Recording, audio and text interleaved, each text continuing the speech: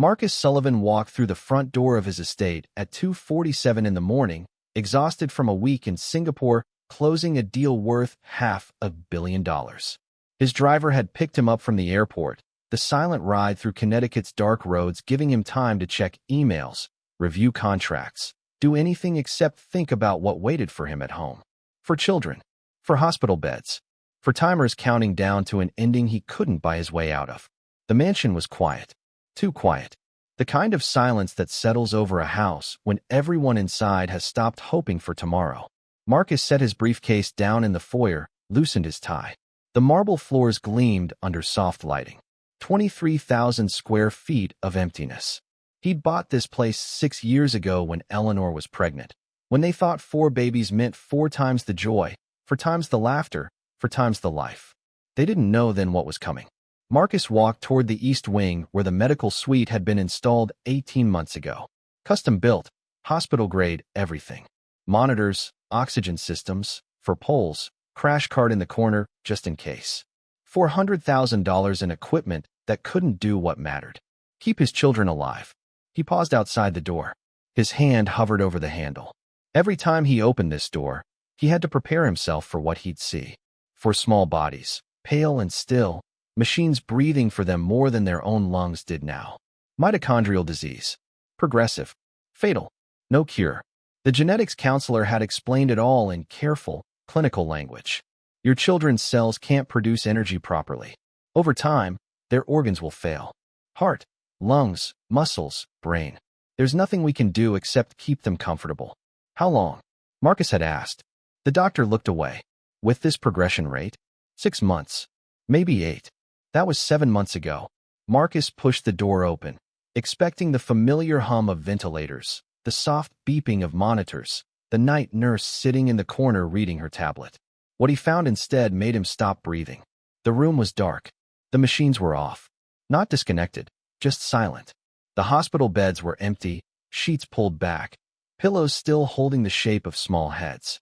Terror seized his chest. Marcus's hand flew to the light switch. The overhead lights flooded the room. And there, on the floor in the center of the space, surrounded by blankets and pillows, his 4 children sat in a circle. Not lying down, not struggling to breathe. Sitting up, on their own. Sophia, Ethan, Olivia, Nathan. 4 6-year-old faces turned toward him, eyes bright in a way he hadn't seen in over a year. Eyes that had been dim and distant for months, slowly fading as their cells forgot how to keep them alive. They were holding hands. All 4 of them, connected in a circle, their small fingers intertwined. And in the center of their circle sat a woman Marcus barely recognized. Maria Santos, the housekeeper. The woman from the agency who'd started 3 weeks ago. The one he'd barely spoken to beyond the initial interview. She looked up at him with calm, steady eyes. No panic. No explanation rushing out. Just peace on her face that made no sense given what he was seeing. Mr. Sullivan, she said softly. Welcome home. Marcus couldn't move. Couldn't speak. His children, his dying children, were sitting up. Without oxygen. Without support.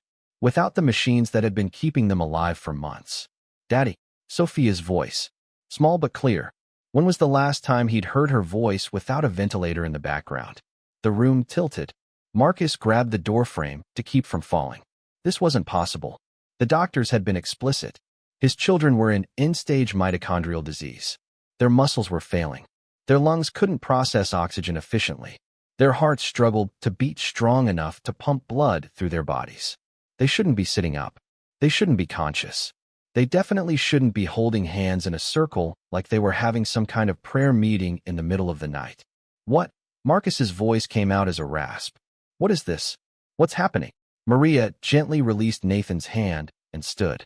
She moved slowly, carefully, like she didn't want to startle him. Your children wanted to stay up to see you come home, she said quietly. They've been practicing, building their strength.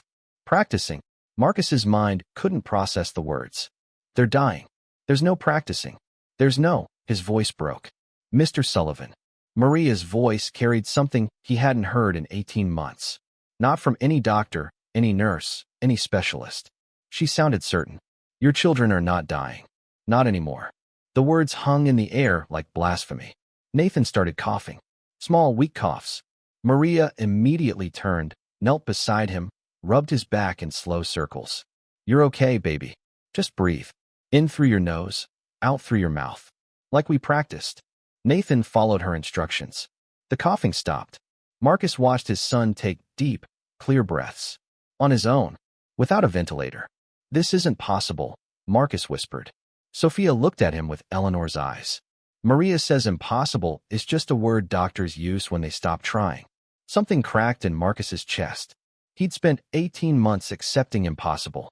Accepting that his children's cells were broken in a way science couldn't fix. Accepting that all he could do was make their final months comfortable. Keep them sedated, keep them pain-free, keep them from suffering while their bodies slowly shut down. He'd stopped trying because trying hurt too much when nothing worked. But this woman, this housekeeper who'd been here less than a month, she looked at his dying children and apparently decided to ignore every medical professional who'd examined them. Where's the night nurse? Marcus asked, his voice sharp. Where's Dr. Reyes? I sent Mrs. Patterson home early, Maria said calmly. The children don't need monitoring every minute anymore. And Dr. Reyes was here yesterday. He saw their progress. Progress. That word again. What progress? Marcus's hands were shaking. They have mitochondrial disease. There is no progress. There's only, he couldn't say it. Couldn't say the word that had been living in his mind for 7 months. Death. Daddy, look. Ethan lifted his arms above his head. Straight up. No trembling. No weakness. I can do this now. Maria taught me. Marcus stared at his son's raised arms. 3 months ago, Ethan couldn't lift his hands to his own face. The disease had stolen his muscle control, made him dependent on others for everything. Now he was raising both arms above his head like it was nothing. How? Marcus breathed. Maria stood again, her expression patient. May I speak with you? Outside. Marcus looked at his children, all 4 of them watching him with bright, alert eyes. Not the glazed, distant look he'd grown accustomed to. They looked present. Here. Alive in a way that went beyond just breathing. Stay here, he told them, his voice tight. Don't move. We're fine, Daddy, Olivia said. Her voice was stronger than he remembered. When did her voice get strong? Marcus backed out of the room. Maria followed, closing the door gently behind them. The hallway felt like it was spinning. Marcus pressed his back against the wall, tried to steady his breathing. Start talking, he said. Tell me what the hell is going on. Maria clasped her hands in front of her. She didn't look nervous. Didn't look guilty. She looked like a woman who knew exactly what she was doing and had no regrets. When I started here 3 weeks ago, she began quietly, I watched your children. Really watched them. And I saw something the doctors didn't see. The doctors saw everything. Marcus interrupted. Genetic testing, blood work, muscle biopsies, brain scans, they saw the disease. Maria continued, her voice steady. I saw the children. Marcus's jaw clenched. That doesn't mean anything. Your children weren't getting worse because their cells were failing, Maria said. They were getting worse because they'd given up. The words hit Marcus like a physical blow. Sophia told me something on my second day here, Maria continued. She said her mommy went to heaven because she was sick. And now they're sick. So they're probably going to heaven too. Marcus's vision blurred. Your children stopped fighting, Maria said gently. Because they thought fighting was pointless. They heard the doctors. They understood more than anyone realized. And they decided if they were going to die anyway, why make it hurt longer? No. Marcus shook his head. No, that's not. They have a genetic disease. It's not psychological. It's cellular. The mind affects the body, Mr. Sullivan. Maria's voice stayed calm. When a child decides to stop living, their body listens. Your children needed someone to give them a reason to stay. Marcus pressed his palms against his eyes. This was insane. This woman was talking about miracles and willpower like they could override genetics. What did you do? He asked through clenched teeth. I told them the truth, Maria said simply. That they're not dying. That their bodies can heal. That giving up is a choice, and they can choose differently. That's a lie. Marcus's voice rose. Their bodies can't heal. The doctors were explicit. The doctors told you what usually happens, Maria interrupted, her voice firm now. They didn't tell you what's possible when children have something worth fighting for. Marcus stared at her. You filled their heads with false hope. I filled their hearts with true hope, Maria corrected. And their bodies responded. This is reckless. Marcus pushed off the wall, paced 3 steps, turned back. You're not a doctor. You're a housekeeper. You have no medical training, no authority to. I have something the doctors don't have, Maria said quietly. What's that? Faith that your children matter more than their diagnosis. The silence stretched between them. Marcus wanted to fire her. Right now? This instant. Call the agency, have her removed from his property, get a real medical professional back in that room where his children needed actual care, not false promises. But his children were sitting up. His dying children were sitting up, talking, breathing on their own, holding hands in a circle like they had energy to spare. Dr. Reyes saw this? Marcus asked, his voice hollow. Yesterday afternoon, Maria confirmed. He ran tests. Blood work, oxygen saturation, muscle response. He's sending the results to specialists at Johns Hopkins and Mayo Clinic. He called it unprecedented. Unprecedented. Not impossible. Not a mistake. Unprecedented. Marcus's legs felt weak. I need to see the test results. Dr. Reyes left copies on your desk, Maria said. He wanted to call you, but I asked him to wait. Let you see them for yourself when you got home. Marcus turned and walked toward his office without another word. His mind was screaming. This wasn't real. Couldn't be real. Mitochondrial disease didn't just improve. Cells didn't suddenly remember how to produce energy. Science didn't work that way. But he'd seen his children. Seen them sitting up, bright-eyed, holding hands. He pushed open his office door and found the folder on his desk. Thick, labeled with today's date. He opened it with shaking hands. The first page was a summary from Dr. Reyes. Mr. Sullivan, I need to preface this by saying I don't have a medical explanation for what I'm documenting. 3 weeks ago, your children's cellular ADP production was at 40% of normal, consistent with advanced mitochondrial disease. As of yesterday's testing, their ADP production has increased to 68% of normal. Additionally, oxygen saturation levels have improved from requiring ventilator support to maintaining 94 to 97% on room air. Muscle strength has improved measurably in all 4 children. Cardiac function has stabilized with less arrhythmia. Neurological responses are significantly improved. I've consulted with colleagues at 3 major research hospitals. No one can explain this progression. Mitochondrial disease doesn't reverse. Yet your children's cellular function is improving. I'm ordering additional genetic testing to verify the original diagnosis. But Mr. Sullivan, whatever Miss Santos is doing, I recommend you let her continue. Dr. Miguel Reyes Marcus read the report 3 times. The data was there in black and white. Charts showing cellular function increasing week by week.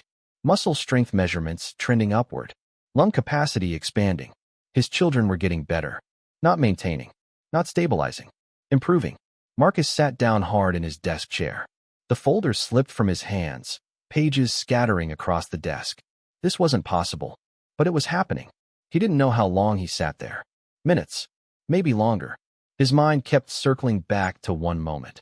Walking into that room and seeing his children sitting in a circle, holding hands, eyes bright and clear. They looked like they had when Eleanor was alive. Before the symptoms started. Before the diagnoses. Before the word terminal entered their lives. A soft knock on his office door. Mr. Sullivan? Maria's voice. The children are asking for you. Marcus stood slowly. His legs felt like they belonged to someone else. He walked past Maria without speaking, back down the hallway to the medical suite. The door was still open. His children were back in their circle, talking quietly to each other. Not fighting. Not crying. Just talking like siblings do when they're planning something they don't want adults to hear. They looked up when he entered. Daddy, Sophia said, are you mad at Maria? The question hit him square in the chest. No, Marcus said, though he wasn't sure it was true. He was confused, terrified, overwhelmed. But mad? He didn't know what he was. She helped us, Ethan said quickly. She didn't hurt us. She just taught us how to be strong. How to fight, Olivia added. How to stay, Nathan finished. Marcus looked at his 4 children. For faces that had been preparing to say goodbye. Now they looked like they expected tomorrow. Show me, Marcus said, his voice rough. Show me what she taught you. The children looked at Maria. She nodded, smiling gently. One by one, they stood up. Not quickly, not easily, but they stood, on their own legs, supporting their own weight. Marcus's throat closed completely. Sophia took a step, then another. Small, careful steps, but deliberate. She walked 3 steps forward and stopped, breathing hard but grinning. "See," she said, "I can walk." Ethan went next. 4 steps. Then Olivia. 5 steps. Nathan took 3 steps and stumbled. Maria caught him, steadied him, and he tried again. This time he made it 4 steps. Marcus watched his children walk. Children who had been bedridden. Children who had needed machines to breathe. Children who were supposed to be dying. They were walking. He sank to his knees on the floor. The children rushed to him, not running, but moving on their own power, and wrapped their small arms around him. All 4 of them, clinging to their father like they used to before the sickness took over. Marcus held them and finally let himself break. 2 years of control. 2 years of staying strong, of managing specialists and medical equipment and insurance claims and funeral arrangements he'd started making in his mind. 2 years of watching his children fade and telling himself he had to accept it, had to let them go peacefully. It all came apart in that moment. He sobbed into their hair. Great, shaking sobs that came from somewhere so deep he didn't know it existed. His children held him tighter. "It's okay, Daddy," Sophia whispered. "We're okay now." But they weren't okay. They had mitochondrial disease. They were still sick. This improvement, whatever it was, it couldn't last. Diseases didn't just reverse because someone decided to have faith. Yet here they were, standing, walking, breathing. Marcus looked up through blurred vision and saw Maria watching from the doorway. She wasn't smiling. Her eyes were wet too. "How?" Marcus asked her. "How did you do this?" "I didn't do anything," Maria said softly. "Your children did it. They decided to fight. I just reminded them they could." "But the disease is still there," Maria acknowledged. "But it doesn't have to win." Marcus looked at his children's faces. They were tired. This small demonstration had exhausted them. But they were alert. Present. "Here. Get back in bed," he said gently. "You need to rest." "Will you stay?" Nathan asked. "Until we fall asleep?" Marcus's chest tightened. When was the last time they'd asked him to stay? When was the last time he'd done anything except peek and check on them before heading back to his office to work, to distract himself, to avoid watching them slowly disappear? "Yes," Marcus said. "I'll stay." The children climbed back into their hospital beds. Maria helped them settle, adjusting pillows and blankets with practiced care. Then she turned to leave. "Maria," Marcus said. She paused. "Don't go anywhere. We need to talk. Tomorrow." She nodded. "Of course, Mr. Sullivan." She left, closing the door softly behind her. Marcus pulled a chair between the beds where he could see all 4 of his children. They watched him with drowsy eyes, sleep pulling at them after the effort of staying awake, of showing him what they could do. "Daddy." Olivia's voice was barely a whisper. "Are you proud of us?" The question broke something inside him. "Yes," Marcus said, his voice cracking. "So proud. More than you'll ever know." Olivia smiled and closed her eyes. One by one, his children drifted off to sleep. Natural sleep. Not sedation. Not unconsciousness. Just the peaceful rest of children who'd worn themselves out. Marcus sat in that chair and watched them breathe. Watched their chests rise and fall. Steady. Strong. Alive. Outside, dawn was breaking. Gray light crept through the windows. Marcus pulled out his phone and scrolled through 7 months of emails and messages. Condolences from people who'd heard about his children's diagnosis. Referrals to hospice care. Memorial service recommendations from a funeral director who'd been too eager to help. He'd accepted all of it. Prepared for all of it. He'd been getting ready to lose his children. But what if he'd been wrong? What if the doctors had been wrong? What if impossible was just the word people used before someone refused to accept it? Marcus looked at his sleeping children and felt something he hadn't felt in 2 years. Something dangerous and powerful and terrifying. Hope. If you're enjoying this story so far, don't forget to hit the like button and subscribe. Drop a comment telling me where in the world you're watching from. I love hearing from you. Marcus didn't sleep. He sat in that chair until sunlight filled the medical suite, until the machines that had been silent all night were revealed in the harsh morning light for what they were, equipment that wasn't needed anymore. At 7:30, Dr. Reyes arrived for his daily check. He stopped in the doorway when he saw Marcus. "Mr. Sullivan, I didn't know you were back." "Got in around 3 a.m., Marcus said quietly, not taking his eyes off his children. "Found them sitting on the floor, holding hands, talking." Dr. Reyes nodded slowly. "It's remarkable." "Remarkable," Marcus repeated. The word felt insufficient. "That's what you called it in your report." "Because I don't have a better word." Dr. Reyes stepped into the room, set his medical bag down. I've been practicing medicine for 23 years. I've never seen anything like this. You're sure the original diagnosis was correct? I ran the genetic tests myself, Dr. Reyes said. Triple-checked the results. Your children have mitochondrial disease. Complex I deficiency, specifically. It's not a misdiagnosis. Then how? I don't know. Dr. Reyes pulled up a stool and sat down. The genetic mutation is still there. Their cells still have the defect. But somehow, their cellular ADP production is increasing. Their bodies are compensating, finding workarounds. It shouldn't be possible. Marcus finally looked at the doctor. But it's happening. Yes. Dr. Reyes ran a hand through his gray hair. I've sent their case to researchers at 3 universities. Everyone wants to study this. If we can understand why their condition is improving, it could change how we approach mitochondrial disease entirely. Study. Research. Marcus felt his protective instincts flare. My children are not lab rats. I know, Dr. Reyes said quickly. Any research would be non-invasive. Observation, documentation, blood samples we already take. Nothing that would harm them or interfere with their improvement.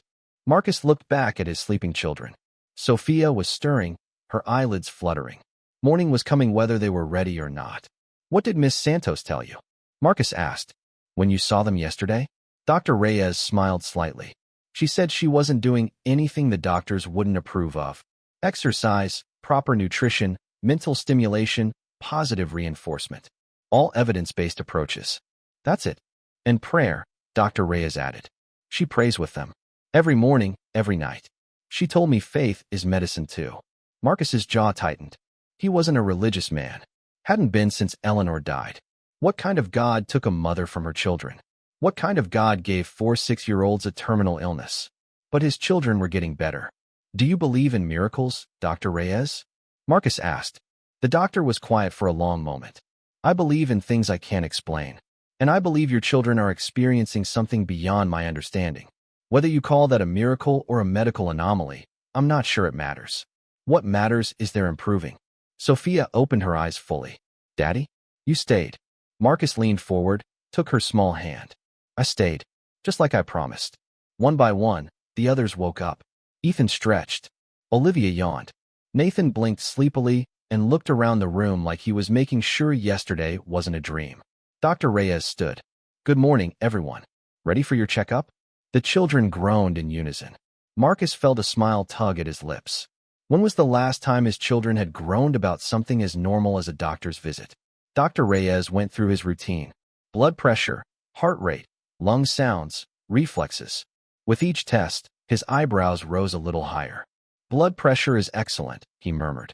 Heart rate steady. Lung sounds clear. He had them perform simple movements. Touch your nose. Raise your arms. Squeeze my hands. All 4 children completed every task. Remarkable, Dr. Reyes said again. He made notes in his tablet, shaking his head. I'll be back this evening for evening vitals. But honestly, Mr. Sullivan, they don't need hourly monitoring anymore. Marcus nodded slowly. After Dr. Reyes left, Marcus helped his children out of their hospital beds. They moved carefully, still weak, still recovering. But they moved on their own. Are you hungry? Marcus asked. Heads nodded eagerly. Then let's go to the kitchen.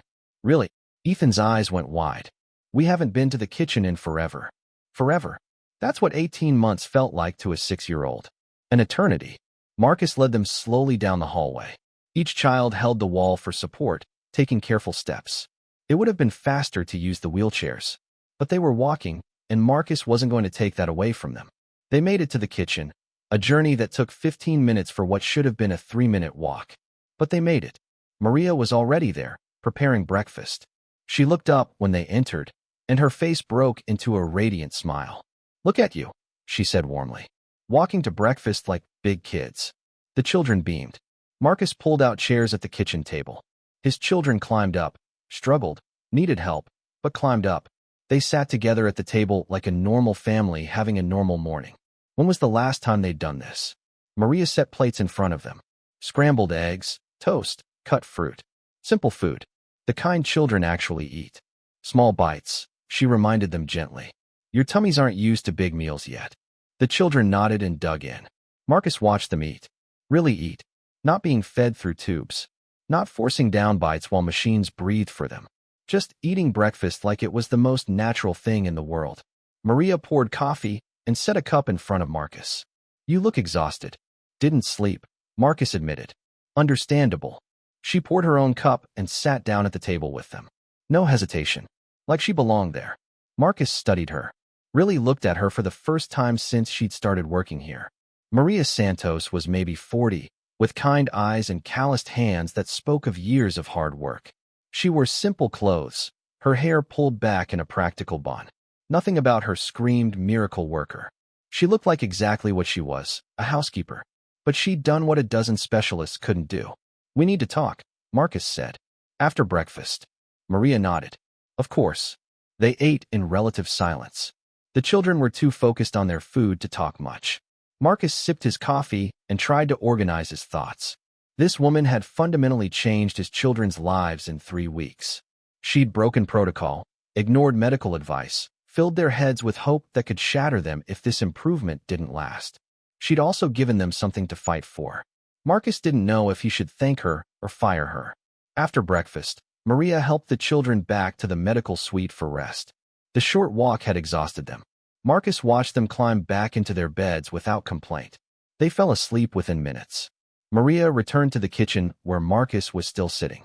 She refreshed her coffee and sat down across from him. "You're angry," she observed. "I don't know what I am," Marcus said honestly. "Confused. Terrified. Grateful. All of it at once." "That's fair." Marcus set his coffee cup down. "Tell me everything. From the beginning.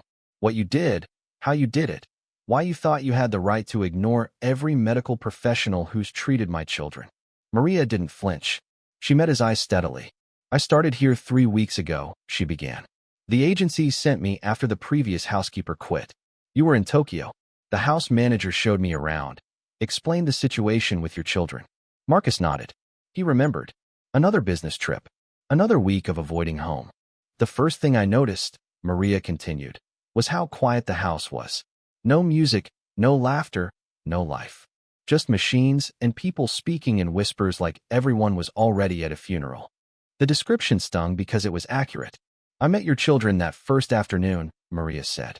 "They were in their beds, connected to machines, barely conscious. The nurse told me they needed quiet. That stimulation was exhausting for them. That's what the doctors recommended," Marcus said defensively. "Keep them comfortable. Reduce stress." "I understand," Maria said gently. "But when I looked at them, I didn't see children who needed less. I saw children who'd been given nothing to live for." Marcus's hands tightened around his coffee cup. "That night, I couldn't sleep," Maria continued. "I kept thinking about them. For babies. 6 years old. Lying in bed waiting to die because everyone around them had decided death was inevitable. It was inevitable," Marcus said, his voice hard. "Mitochondrial disease is terminal. We weren't giving up. We were accepting reality. Reality is what we choose to believe," Maria said quietly. "And your children believed they were dying because that's what everyone told them. Because it was true. Was it?" Maria leaned forward. "Or was it just the most likely outcome based on statistics?" Marcus opened his mouth to argue, but she continued. "I have 7 children, Mr. Sullivan. 3 of my own, for I fostered after their parents died. One of my foster sons was diagnosed with leukemia at age 4. The doctors gave him 2 years." Marcus went still. "Everyone told me to prepare," Maria said, her voice soft but firm. "Make memories. Say goodbye. Accept that God was taking him home. But I couldn't accept it. I wouldn't." "What happened?" Marcus asked. "I fought. Every single day. I made him fight. I told him over and over that his body could heal. That miracles were real. That giving up wasn't an option. I prayed with him every morning and every night. I refused to let him see me doubt." She paused, her eyes glistening. "He's 22 years old now," Maria said. "Cancer-free for 18 years. Married. Has a baby daughter of his own." Marcus stared at her. "The doctors called it spontaneous remission," Maria continued. "A medical miracle they couldn't explain. But I know what it was. It was a child who decided to fight because someone believed he could win. That's not how disease works," Marcus said, but his voice lacked conviction. "Isn't it?" Maria challenged. "The mind affects the body, Mr. Sullivan. When we lose hope, our bodies stop fighting. When we believe we can heal, our bodies try harder. It's not magic. It's biology. Marcus wanted to argue, wanted to explain cellular function and genetic mutations and all the scientific reasons why willpower couldn't override a genetic disease. But his children were upstairs, walking, talking, breathing on their own. "What did you do?" he asked again. Specifically, Maria settled back in her chair. "The first week, I just sat with them, talked to them, read stories, sang songs. I wanted them to know someone was present, really present, not just monitoring them, but seeing them." Marcus thought about all the times he'd stood outside their room, unable to go in, unable to sit with them because watching them fade was too painful. "The second week," Maria continued, "I started the exercises. Small movements, lifting arms, moving legs. The nurse tried to stop me, said it was too much for them, but I could see they wanted to try. They just needed permission. Permission to fight," Maria said simply, "to believe they could do more than just exist. So I gave them permission." Marcus absorbed this. "I also changed their diet," Maria said. "More whole foods, less processed supplements. I added music therapy, art therapy, sensory stimulation, all things that engage the brain, that give them reasons to stay alert, to stay present." "And the prayer?" Marcus asked. Maria smiled slightly. "Every morning and every night. I pray with them. Thank God for their breath, for their heartbeat, for another day. I teach them that their lives matter, that they're here for a purpose, that giving up isn't required just because things are hard. You gave them faith." "I reminded them they had it," Maria corrected. "Children are born believing in possibilities. We're the ones who teach them to doubt." Marcus stood up, paced to the window. The back garden stretched out before him, perfectly maintained by a staff he barely knew. Everything in his life was managed, controlled, optimized, except the one thing that actually mattered. "What if you're wrong?" Marcus asked without turning around. "What if this improvement is temporary? What if they crash? Then we'll face it together," Maria said. "But giving up before that happens? That's choosing death over life. And I won't choose that for children who still have fight left in them." Marcus pressed his forehead against the cool glass. "My wife died," he said quietly. 2 years ago. Brain aneurysm. No warning. She went to bed healthy and didn't wake up." Behind him, Maria was silent. "After she died, the kids started getting sick. Small things at first. Fatigue, muscle weakness. Then it got worse. The diagnosis came 3 months later." Marcus's voice cracked. "I watched my wife disappear overnight. Then I watched my children disappear slowly. And I couldn't," he stopped. "Couldn't finish." "You couldn't risk hope," Maria said gently. "Because hope hurts more than acceptance when you lose." Marcus turned around. Tears streamed down his face. "Every person I've ever loved gets taken from me," he whispered. "So I stopped hoping. I stopped believing. I just started preparing for the inevitable." Maria stood and walked to him. She didn't try to hug him, didn't invade his space. She just stood close enough that he could feel her presence. "Your children are not inevitable, Mr. Sullivan," she said firmly. "They're still here, still fighting, still hoping. You can join them, or you can stay in your fear. But don't make them live in your fear with you." The words hit him like a physical blow. Marcus sank into the nearest chair and put his head in his hands. He'd been living in fear for 2 years. Fear of losing his children. Fear of hoping and being crushed. Fear of loving them fully because loving them made losing them hurt more. He'd been preparing for their deaths while they were still alive. "I don't know how to hope anymore," Marcus admitted. "You don't have to know how," Maria said gently. "You just have to be willing to try. One day at a time. One moment at a time." Marcus looked up at her. "What if I fail them?" "You already are failing them," Maria said, not unkindly, "by choosing fear over presence. But it's not too late. Your children are still here. You can still choose differently." Silence stretched between them. Finally, Marcus spoke. "What do you need from me?" "Time," Maria said immediately. "Give me 12 weeks. 3 months. Let me continue what I've started. If you see no improvement, or if things get worse, you can fire me. But give your children 90 days of believing they can heal." Marcus thought about the alternative. Going back to the old way. Sedation and machines and slow decline. Preparing for funerals instead of birthdays. 90 days, he said. Maria nodded. "But I want daily reports," Marcus added. "From Dr. Reyes. Complete transparency. And if he says what you're doing is harming them, it stops immediately." "Agreed." Marcus stood. His legs felt shaky. "I need to make some calls. Cancel meetings. I'm staying home for a while. Something shifted in Maria's expression. Approval, maybe. Or relief. Your children will be glad, she said. Marcus walked toward his office, then paused. Maria? Yes.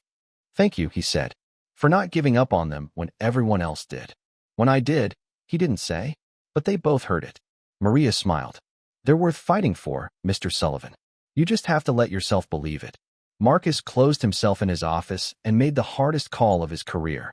Richard, his business partner, answered on the first ring. How was Singapore? I'm stepping back, Marcus said. Effective immediately. Silence. Stepping back. Richard repeated. Marcus, you're the CEO? You can't just… My children are sick, Marcus interrupted. Dying, according to every doctor we've consulted. But something's changing. They're improving. And I can't be halfway around the world closing deals while my kids are fighting for their lives. Marcus. I'm not resigning, Marcus clarified. Just going part-time. Remote work. Video conferences. I'll handle strategy and major decisions, but I need someone else running day-to-day operations. Another pause. Then, how long? I don't know, Marcus admitted. As long as they need me. He expected arguments. Expected Richard to remind him of their investors, their obligations, their quarterly projections. Instead, Richard said, Okay, we'll figure it out. Family comes first. Marcus's throat tightened. Thank you. After the call, Marcus sat at his desk and stared at his computer screen. Emails flooded in. Meeting requests. Contract reviews. Strategic decisions that needed his input. All of it felt distant. Unimportant. His children were upstairs learning to walk. Everything else could wait. 6 weeks passed like a dream Marcus was afraid to wake from. Every morning, he watched his children grow stronger. Every evening, he sat with them during Maria's prayers. Every night, he reviewed Dr. Reyes's reports showing cellular function climbing higher. The machines in the medical suite collected dust. Then came the morning that changed everything. Marcus woke to laughter. Real, loud, joyful laughter echoing through the mansion. He ran downstairs in his pajamas, heart pounding. The back garden. All 4 children were outside. Running. Not walking carefully. Not taking measured steps. Running through the grass. Chasing each other. Screaming with delight. Marcus stumbled down the terrace steps. His legs gave out halfway. He fell to his knees on the stone path. Maria stood nearby, tears streaming down her face. I didn't plan this, she whispered. They just wanted to run. Sophia saw him first. Daddy, watch me. She sprinted across the lawn, her hair flying behind her. Marcus couldn't breathe, couldn't speak, could only watch as his 4 dying children played like the disease had never existed. Dr. Reyes arrived an hour later. He ran every test twice. Blood work, genetic analysis, cellular function. Their ADP production is at 92% of normal, he said, his voice shaking. The genetic mutation is still present, but their bodies have completely compensated. I've never seen anything like this. Are they cured? Marcus asked. I don't know if cured is the right word, Dr. Reyes said carefully. But they're no longer dying. They're thriving. That evening, Marcus gathered his children in the living room. The same room where he'd first seen them sitting in a circle 6 weeks ago. I need to tell you something, he said. I gave up on you. When the doctors said you were dying, I believed them. I stopped fighting because I was too afraid to hope. 4 small faces watched him. But Maria didn't give up, Marcus continued, his voice breaking. She taught you to fight when I taught you to accept. She gave you hope when I gave you nothing. He looked at Maria, standing in the doorway. I can't undo the time I wasted, Marcus said. But I promise you, all of you, I'll never stop believing in you again. Sophia climbed into his lap. We know, Daddy. You're here now. 3 months later, Marcus stood in that same garden watching his children play soccer. Badly, chaotically, but playing. Dr. Reyes had published their case. Medical journals called it unprecedented. Researchers wanted to study them. Everyone wanted to know how 4 dying children defied every medical prediction. Marcus knew the answer. It wasn't the exercises or the diet or the therapy. It was simpler than that. Someone had loved them enough to refuse impossible. Maria walked out carrying lemonade. She'd officially become their nanny. Family, really. The person who'd saved them when their own father had given up. Thank you, Marcus said for the 100th time. Maria smiled. They saved themselves, Mr. Sullivan. They just needed permission to try. Marcus watched Sophia score a goal. Watched Ethan chase Nathan. watched Olivia collapse in the grass laughing. His children, alive, thriving, whole. Miracles didn't need permission, Marcus had learned. They just needed someone brave enough to believe they were possible. And sometimes, that someone was a housekeeper with faith bigger than fear. Thank you so much for watching until the end. If you love this story, check out the other videos on your screen now. I think you'll really enjoy them. And don't forget to subscribe if you haven't already. See you in the next story.